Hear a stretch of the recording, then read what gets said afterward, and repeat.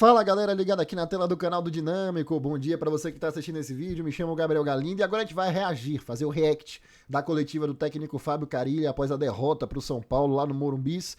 Não esquece, caso você queira ser membro do canal, escaneie esse QR Code ou o link que tá na descrição, você acessa. A partir de R$ 2,99 por mês, você poderá ser membro do canal, ajudar o nosso trabalho e também concorrer a inúmeros benefícios, como participações em vídeos, lives, participar de baba dos membros, além de sorteios de camisas e muito mais. Então, seja membro do canal e sem mais delongas, vamos lá reagir à coletiva do técnico Fábio Carille. Só quis abrir esse parêntese no início, né? Vamos lá ouvir o que o Carille falou a respeito desta derrota infeliz para o São Paulo lá no Morumbi. Imagens da TV Vitória, o áudio também, vamos lá. 2, Vitória 0 pelo Campeonato Brasileiro. Carille, Fábio Almeida, canal do PH, tudo bem? O torcedor rubro-negro tem um recorte do time desde o início do ano, onde o time, mesmo mantendo uma série invicta, teve dificuldades de criação, dificuldades defensivas, mas você só tem um recorte dos últimos 6, 7 jogos desse time. Numa virada de turno, o torcedor do Vitória, neste exato momento, totalmente estressado por todo o contexto, e entendendo também a dificuldade de hoje, como o time entrou. Essa é a única pergunta que tem que ser feita. O que é que tem se a dizer para esse torcedor do Vitória que está machucado, magoado e, como diz o bom baianês, pé da vida? Boa noite. Não são só eles, nós também, que estamos vivendo dentro disso. Estamos passando por uma reestruturação. Na 19ª rodada, estreia de 3 jogadores.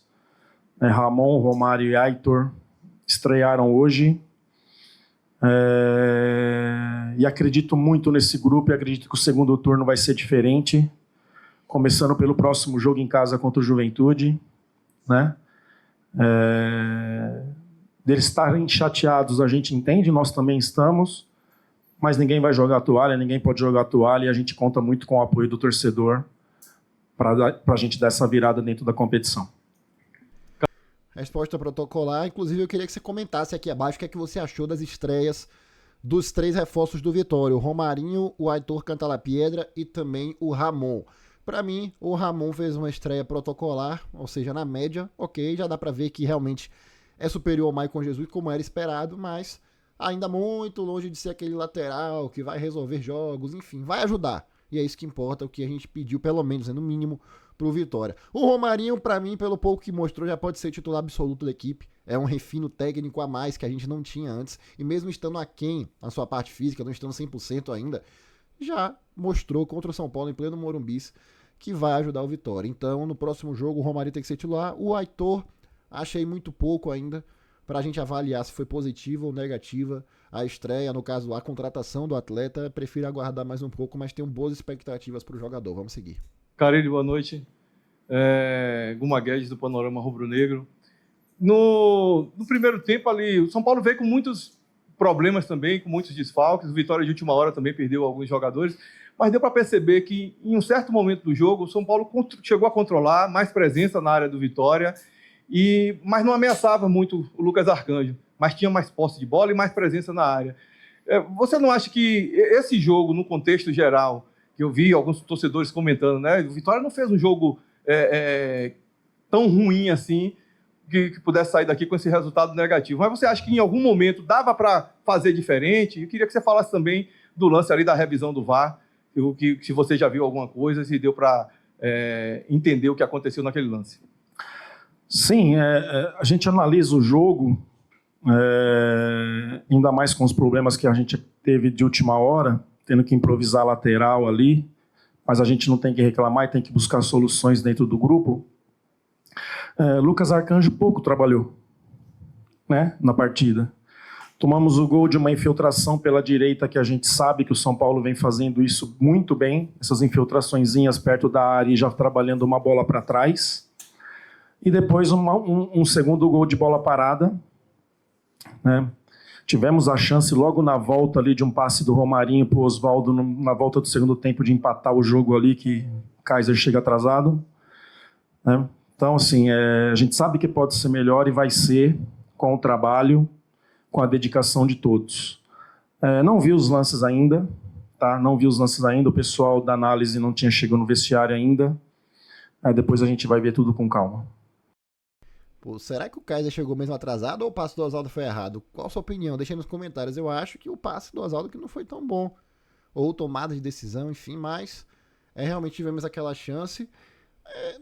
Com um sangue um pouco mais frio, eu realmente acho que o Vitória, dentro das suas limitações e dentro das dificuldades que o Vitória teve, que é no caso que são no caso os inúmeros desfalques, o Vitória tentou competir sim contra o São Paulo. O Vitória não foi lá para se defender. O Vitória tentou, apesar que só que enfrentou uma equipe que agora, com um resultado, chegou a 5 vitórias consecutivas na Série A, isso é pouco falado, né? Que onde nunca vencemos, que é o Morumbi, um estádio muito difícil de se jogar.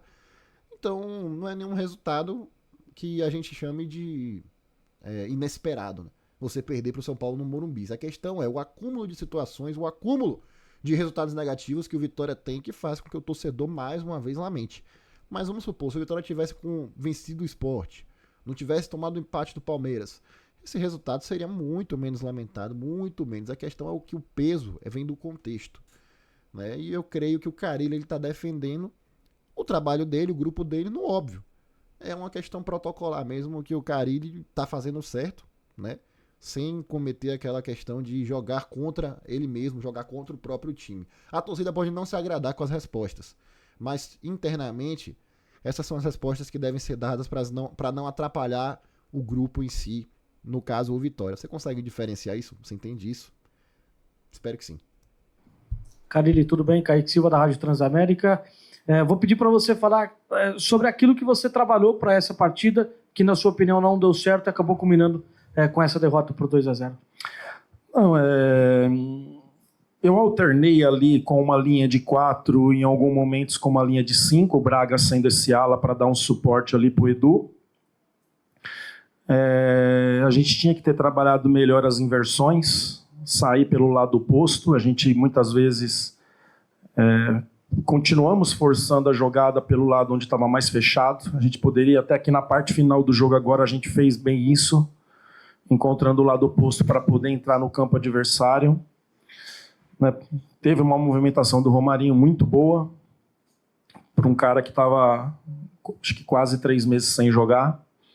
Mas foi isso. Faltou a gente também, no primeiro tempo, tivemos alguns erros técnicos assim que a gente não pode aceitar, erros de passe simples, entregando a bola para o adversário, onde essas bolas, nesses momentos do jogo, é importante ficar com a gente, ficar com a gente, fazer o adversário correr atrás da gente.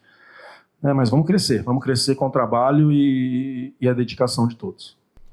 Elogiou o Romarinho, também gostei muito da partida dele, e criticou alguns erros de passes que bom que ele está começando a enxergar isso, né? A gente já sabia, a gente vê isso desde o Carpini, mas que bom que o cara está começando a enxergar isso. Não dá para culpar um trabalho que é novo, né, e recente, e teve apenas a sua 2ª semana livre para treinamento, ainda, não dá para culpar ainda. As escolhas até dá pra gente criticar, mas dizer que isso é resultado do trabalho do Carille, não tem como. É da montagem do elenco que vem lá do início de ano, com o Fábio Mota, com o diretor de futebol da época e também com o Thiago Carpini. Deixa o seu like aí, viu, nesse vídeo. Tá vendo aqui agora, vamos continuar, mas deixa o seu like aí, pô, é importante demais pra gente, tá? Clica no botão no gostei e se inscreva no canal caso você não seja inscrito ainda. Vamos lá. Gabriel Galindo, do canal do Dinâmico. Carille, Olha ele. devido à quantidade de desfalques, o time viajou praticamente sem opções para laterais e meio-campistas. Quais posições você sente que o time carece nesse momento? E, se sim, você está trabalhando com a diretoria para trazer mais reforços ainda nessa janela? Estamos analisando tudo com calma. A gente está falando de um contexto, de um jogo, mas ficaram 2 laterais lá recuperando, ficaram jogadores de meio de campo, Baralhas, o PP, que a gente estava achando que poderia vir para o jogo e não veio. Fiquei sem um jogador ali, mas a gente tem lá na hora que tiver todo mundo em condições, né? Então, é claro que se o mercado mostrar algo assim que nos acrescente, a gente tem que sentar com a diretoria e pensar, mas no momento eu vejo que a gente tem jogadores para todo o setor, só foi uma questão mesmo aí desse jogo. A gente perdeu o Ismael no último treino com uma dor no joelho, Baralhas, Claudinho, Raul, enfim, PP, que foi por questão da expulsão do jogo contra o Bahia. Então a gente tem jogadores nos setores, em todos os setores tem 2, tem 3 jogadores, só que nesse jogo para hoje aqui, infelizmente, aconteceram várias coisas para esse jogo que a gente não conseguiu ter todos à disposição. Gente, eu entendi a minha pergunta, óbvio. Você entendeu a minha pergunta. E o Carille, obviamente, entendeu também, pô. E aí você vai escolher como é que você vai interpretar. Se ele fugiu ou se ele realmente pensa dessa forma. Porque tá na cara que eu falei sobre questão técnica. De ele achar que precisa ou não de mais contratações para determinados setores ou questão técnica. Óbvio, poderia ter especificado isso na pergunta. Aí fica a crítica a mim. Mas eu acho que foi muito óbvio. E quando ele fala que nós temos peças para todos os setores, realmente nós temos, em termos de contingente, de números. Mas tem posições que a gente sabe que determinadas peças, inclusive a maioria delas, eu falo sobre beiradas, não entregam. Você entendeu isso. Eu entendi isso, porque eu fiz a pergunta, óbvio. E eu sei que o Carille entendeu também, ele não é bobo. Mas ele jogou pro grupo. Ele jogou pro grupo. Se eu fosse o Vitória, eu visse a coletiva, ouvisse essa pergunta, e eu visse meu treinador falando que precisa, sim, sendo que tem 3 jogadores por posição, eu ia ficar triste, ia ficar chateado, eu ia, enfim, não gostar. Então por isso eu entendo. Mas dito isso, eu acho que ele fugiu. Não acho que ele não é que ele não entendeu a pergunta, ele fugiu da pergunta. Carlos Tavares, do Recanto da ECV. Carille, o Vitória foi o primeiro da parte de baixo da tabela a completar os 19 primeiros jogos. Com isso, 31% de aproveitamento no turno. Como convencer a torcida e o time de que uma campanha de G6 vai acontecer para evitar o rebaixamento? O que eu penso, e eu tive essa experiência já, que a gente não tem que olhar para os adversários e olhar só para nós. Tem uma pontuação a ser atingida e é essa pontuação que a gente vai buscar. Então, é essa pontuação que a gente tem que trabalhar, mas é claro, pensando a cada jogo, a cada decisão. E a próxima decisão, com certeza, é o Juventude dentro de casa. Protocolar. Eduardo Serra, do canal Rubro Negro TV. Carille, boa noite. Percebemos que mesmo com as semanas cheias de trabalho, o time ameaça uma reação, mas no fim acaba apresentando as mesmas dificuldades e erros. Como explicar isso ao torcedor? Acabei de dizer, né, na primeira pergunta, estreia de 3 jogadores, o grupo reformulando dentro da competição, no meio do campeonato, jogadores qualificados, e que todos vão se entender, todos vão crescer a partir do momento que o entrosamento melhorar. Marina Branco, Protocolar. do À Tarde. Carille, primeiro turno finalizado e nenhuma vitória fora de casa até aqui. Com você à frente desde o início nesse segundo turno, qual a mudança que você acredita ser necessária para deixar de depender da atmosfera do Barradão? Eu acredito no trabalho, cara. Sempre foi isso. As coisas que eu conquistei, aonde eu cheguei, foi a questão do trabalho. Não vejo outra forma. Passar muita confiança para esses atletas. Eles acreditarem, a princípio de tudo, entrosando mais a equipe. Isso faz muito parte do meu trabalho para a gente reverter essa situação nesses 19 jogos que faltam. Eu não esperava nenhuma resposta diferente. No protocolar, eu tô parecendo Ronaldinho na CPI, né? Prefiro não comentar. Vou ficar em silêncio. Mas é porque são respostas óbvias de um treinador que tá defendendo o grupo, o trabalho dele, protocolar. Enfim, não tô dizendo que tá errado não, tá? Mas acaba não tendo muito o que comentar. Antônio Mazaro, do NE45. Carille, em certo momento você optou por um 4-2-4 nesse jogo. O que você esperava alcançar com essa mudança? Ter mais força pelos lados, com 2 jogadores de área, né? Na sequência, um pouquinho depois da mudança, acabamos tomando um gol de bola parada e atrapalha mesmo os planos naquela altura do jogo. Né? Se toma um gol até de contra-ataque, você pode até rever, eu abri mais o time para isso, mas ainda você acaba tomando um gol de bola parada, né? Onde ficou mais difícil, mas a ideia era essa, ganhar mais força pelos lados, com 2 jogadores de área para ver se a gente incomodava mais o São Paulo. Para finalizar, Paulo Henrique Reis, da... É verdade o que ele chamou a atenção aí, viu? É verdade o que ele chamou a atenção. Quando a gente estava na transmissão, eu e Adson, a gente falou sobre isso. Ele foi pro tudo ou nada. Dava pra ver que o jogo não ia terminar 1-0. Ou o Vitória ia buscar o empate, ou o Vitória ia tomar o segundo gol. E acabou que a gente tomou o gol. Só que a gente não tomou o gol na trocação, no contra-ataque, porque a gente estava com a defesa desprotegida. A gente tomou um gol de bola parada, que é um defeito antigo.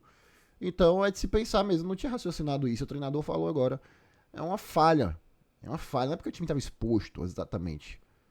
Óbvio, carecia de peças defensivas. Mas não é porque o time estava exposto, é porque o Vitória tem uma falha recorrente de bolas paradas. E tudo bem, eu acho que não deu muito certo a estratégia dele, porque ele partiu pra cima, colocou o time todo pra frente, mas o time não produziu nada. O time todo pra frente não chutou uma bola no gol nesse contexto. Então, enfim, a estratégia ainda foi errada. Mas não foi por causa dela que a gente tomou o gol. Rádio Globo CBN. Carille, você acredita que a quantidade de jogadores ausentes na partida de hoje levou a você a ficar sem opções para tentar modificar a situação do jogo? A gente tem que ser realista e sincero naquilo que vê. Até na montagem do time hoje a gente teve um pouco de dificuldade pelas ausências. O Claudinho foi muito homem no segundo tempo, porque já jogou, ele já vai para o primeiro tempo com uma pancada no tornozelo, onde foi medicado para voltar e ficou até o fim. A gente tem que ressaltar isso do Claudinho, que eu acho que muitos jogadores ali iam pedir para sair. Ele ficou até o fim. Então a gente já teve dificuldade na questão até da montagem por conta desses desfalques, e é claro que depois, nas trocas também, continuamos com essa dificuldade por conta das características dos atletas. Entrevista coletiva com o professor Fábio Carille encerrada. Então, portanto, essa foi a coletiva do técnico Fábio Carille. Não esquece de seguir o canal do Dinâmico lá no Instagram, @canal do Dinâmico, e me segue também, pô. @GabrielGalindo, _S é o meu Instagram, tá? Pra você bater esse papo comigo, me manda mensagem lá no direct, pra gente falar sobre o Vitória, também falo de outros assuntos, no caso do futebol, né? Além do próprio Vitória. Me segue lá no meu perfil pessoal também, tá? Deixa o seu like nesse vídeo, se inscreva no canal do Dinâmico e comenta aqui o que você achou da coletiva do Carille. Espero vocês no Nação Rubro-Negra amanhã, se Deus quiser, às 7 horas com Anderson Matos também. Feliz Dia dos Pais, pra você que é pai. Um abraço.